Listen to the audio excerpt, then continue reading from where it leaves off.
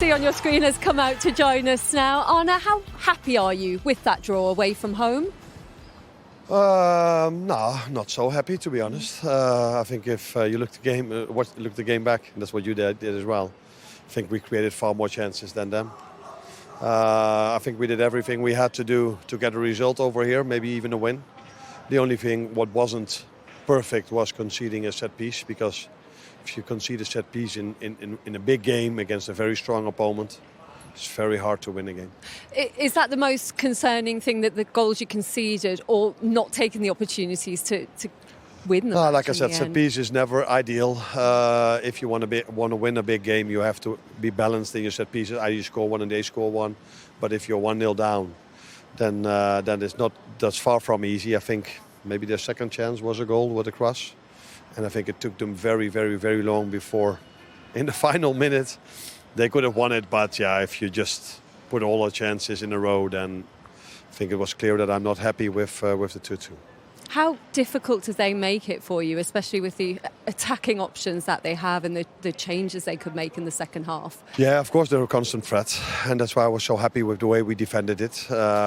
Because the ones that started are an attacking threat, the ones that come in are an attacking threat.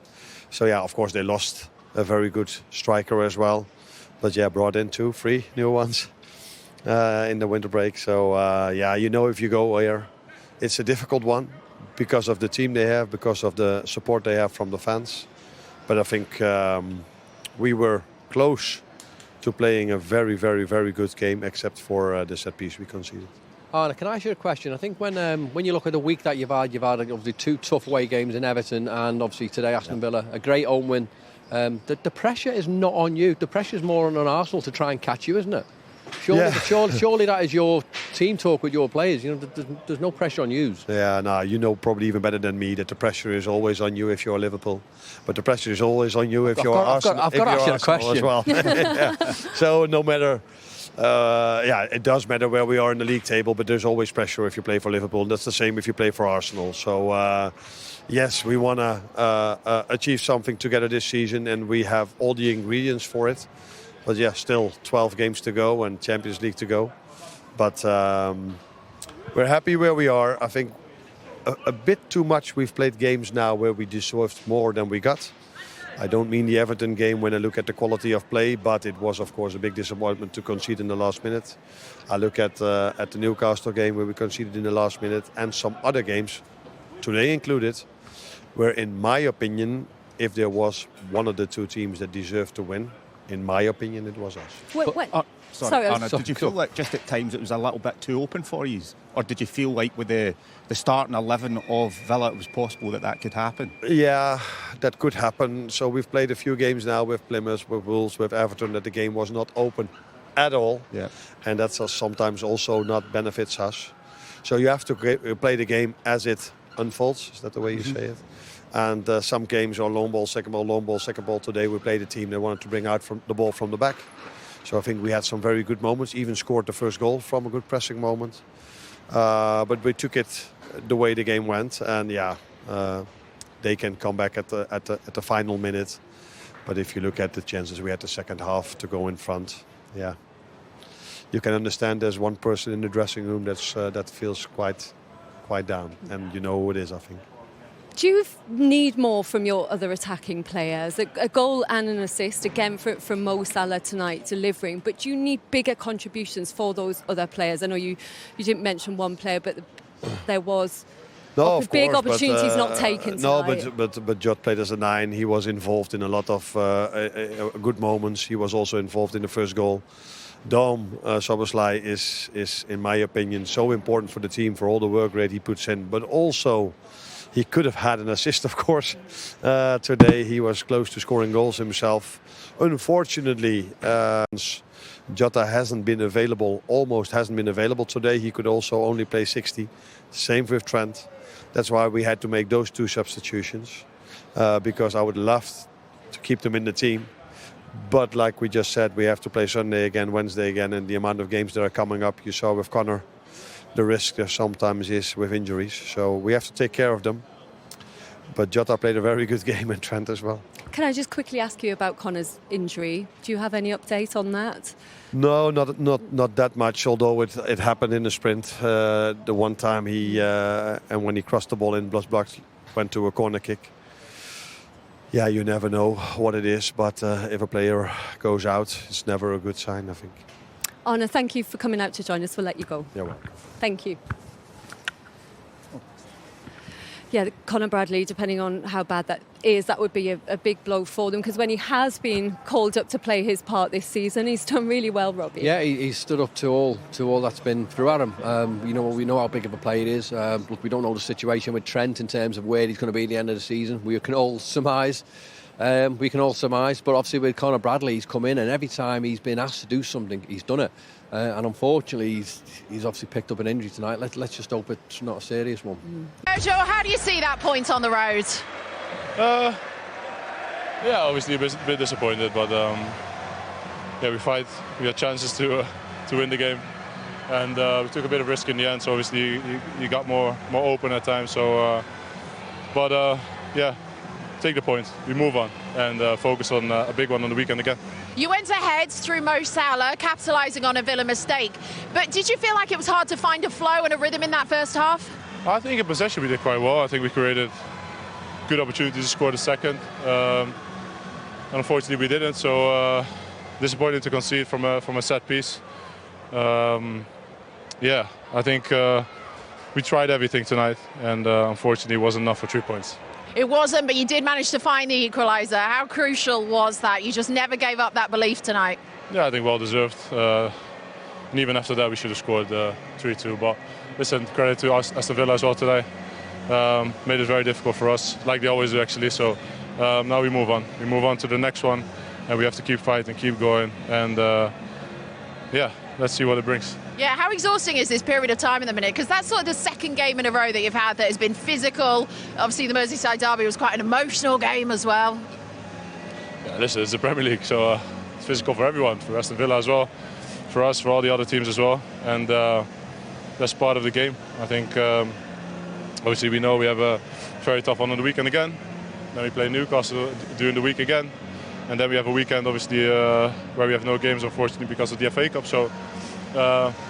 Our focus now will be on Man City. Very, very difficult game. We all know that. But we have to fight. We have to fight for each and every second on the pitch to win games, to get the points on the board. And that's the only task we have. Focus on ourselves.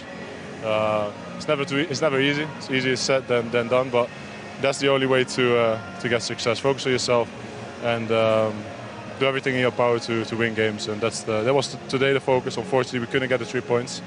But the focus will definitely be that on Sunday again, and we need everyone in their best shape, players, fans, and let's see what it brings. Virgil, thanks so much for talking. Thank you. So Virgil in that post-match talking to Becky Ives, and the word he kept using, Danny, was fight.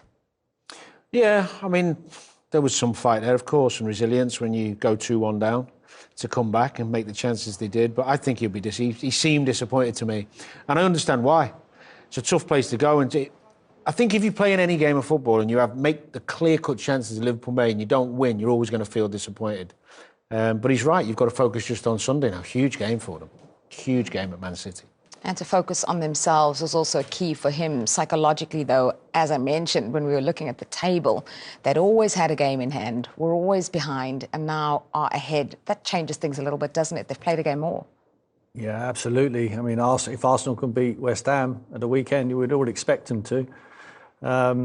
But now the pressure's over to Arsenal. Do your job. You know, like I said at the top of the show, I think they have to take maximum points to win this Premier League. It's going to be very, very difficult for them to do. But like I say, Villa played very well today to stop them taking maximum points. And I thought on the balance of play, Villa pretty much deserved it. Well, we're going to go back to Villa Park and find out how they feel about the draw. And for that, we're joined now pitch side by Yuri Tielemans. Yuri, thank you so much for your time. Great to be speaking to you. Just share your thoughts on the 90 minutes tonight and how you feel about the point. Yeah, I think it's always a good point against Liverpool, but I feel like we could have had more, especially towards the back end with our chances. And about your goal as well, the one that equalised, that was the first shot on target and you made it count. Talk to us about that. Yeah, I mean, our set pieces have been really good, and I think that I stayed in there in the box, tried to pick up the second ball, which I tried to hit into the net, and very happy. Yuri, you've had a great season personally. What is the target for this Villa side? You have a massive game at the weekend against Chelsea. What is the target? To get back into the Champions League, obviously? Yeah, definitely. We always want to be in there, to be in the mix with those teams that compete for the Champions League. And we know this season is really hard. All the teams around us have a lot of quality, and we know that we have to be maybe a bit more consistent to get in there and to be a bit higher in the league. But I think with the performance tonight, we can be happy and we can move forward with that. Yuri, Tim was just talking about your great season. You have been one of Villa's best players, but when you tweak your roles sometimes we see you more deep, getting the ball off the back players. Sometimes we see you further forward, linking up with the forwards. Do you have a preference in which role you play? I just like to be involved in the game, to be honest. Whether it's higher up or deeper, it just depends on what the manager needs in that game. And so far, I've done really good. I think I can always get better, obviously, but I'm really happy with the personal performances. Yuri, just your assessment on your opponents tonight, this Liverpool side, obviously top of the table by 8 points. You were involved in 90 minutes, tough 90 minutes against them. Just how good are they? What's so great about them? Well, any action is dangerous with them. You have to be aware every second ball, and you can just tell the quality that they have. With half chance, it just becomes a goal. So you always have to be on your toes, and I think we did that really well tonight. Unfortunately, the 2 goals that we conceded, and they punish you straight away. Yuri, is your opinion that you've taken a point off the champions tonight? Yeah, well, I think, like I said, I feel like we could have had more, especially towards the back end of the game where we created some chances. We tried to push for a 3rd goal. But yeah, they're a really good side and they're up there for a reason. Yuri, before we let you go, we need a prediction. How many more Premier League goals are you getting this season? Yeah, I don't do that, sorry. Yuri, hopefully many more. We have one Yuri, more. just a quick one on the new players who've come in. How impressed have you been with the new players? Because they look to have settled really quickly.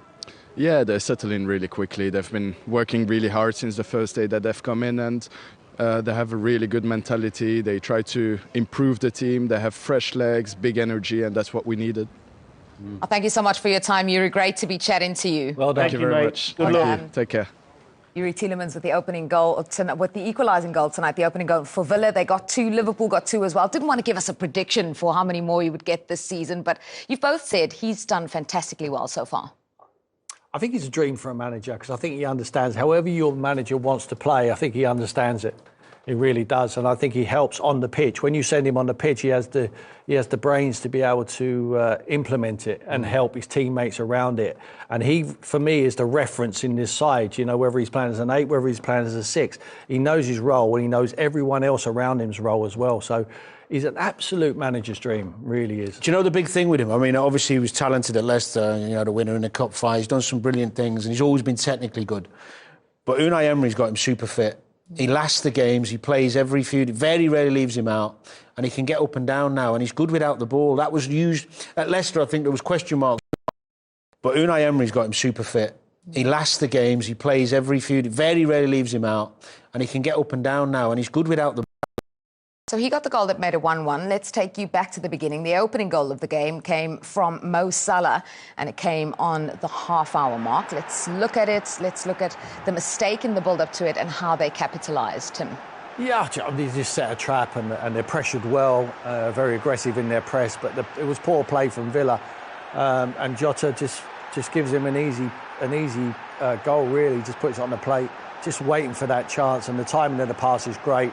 Gives him no control problems. He goes so high with this. I think he takes a little bobble. Look, just there. He has to lift it up and high into the net. You don't expect him to miss chances like that. And it give him a great start, but you have to give credit to Villa. Never got their heads down, just kept going forward. So 24 goals this season so far, most goals for Liverpool in a Premier League season. He is chasing his own record is Mo Salah of 32. He continues to break records. Tonight's goal was number 15 away in the Premier League. That is the most in a season for Liverpool, breaking Luis Suarez's record. It's unbelievable. Every week he's breaking records. We're running out of superlatives, out of ways to describe him. Yeah, I think he's going to be really important from now to the end of the season, but he looks really sharp. I mean, Tim and I were watching him during the game. Some of his hold-up play, his strength, his willingness to keep running in behind. The fact that Villa had to sub the left-back tells you everything. He'd exhausted him. Yeah. They took Deeney off, and Salah's going to be huge the next 2 months for Liverpool. Huge. Yeah, and obviously we know all about his physique. Yeah. We know all about how he keeps himself fit. No carbs, isn't it? No carbs? Apparently he stopped the carbs. Yeah, well, he don't look like it. When he takes his shirt off, he don't look like he's had many to me. He reminded me of me. Tyrone Mings looked all right and all that. Yeah. Reminded me of you in the dressing room earlier. These guys these days, I mean, I don't know why they put shirts on. I mean, they look so good. Mo Salah's no exception. Yellow card for you anyway. Mo Salah, obviously the physique and the fitness, as you mentioned. We just saw it in the Liverpool side that requires such hard running as well. I just think he's just such a threat all of the time. He can have such a quiet game, and then all of a sudden he's not perturbed by that. You know, he doesn't need to touch the ball all of the time, but he's always stretching the defence. He moves, he knows when to stand still, he's very clever. And when he gets that opportunity around the penalty area on that right-hand side, he just cuts in, and his vision and his guile with that wand of a left foot he has. It's just we want to see him. I want to see him next year in the Premier League. I want to see him sign a new contract for Liverpool Football Club. I really do, because we're blessed to be seeing players of his quality in this great division. Peerless at the moment is Mo Salah, and so important to Liverpool. Let's get reaction to this draw for Liverpool, and no man better to tell us about the 90 than their manager. Here's Arne. Watching that, it was a great game. It ebbed and flowed. What was your take on it? The same. It was a great game. Going in at halftime being 2-1 down, it didn't feel as if the game went for us like that. I was disappointed with going in. Of course, we conceded just before halftime, but felt we were playing really well. And then we came back second half scoring 2-2. Got some good chances to make it 3-2. And in the end, the ball could have gone in and then we would have lost it. So great game to watch. Two teams played really well. Yeah, but I'm not happy with the results if I look at all the chances we had today. Yeah, you just touched on it. Did you not match your usual very high standards at both ends of the pitch today, both defensively and attacking-wise? Yes, I did feel that we defended really well, because I can't come up with a lot of their chances. So the only thing I'm not happy with is if you play a big game, an away game at Villa, that's a difficult one, and you need to have a neutral set-piece balance or a positive one. But we conceded one, didn't score one, and then it's hard. But still, we were able to get a result, and because we scored two very good goals, and I think we've created more than enough chances to score the winner. But final minute, it could have gone their way as well. I know that there was talk about maybe there being a bit of nerves in the Wolves game that you won at the weekend. It didn't feel like there was any nerves or anxiety today. It was just Yeah, but there wasn't nerves at Wolves as well. We've played Wolves away.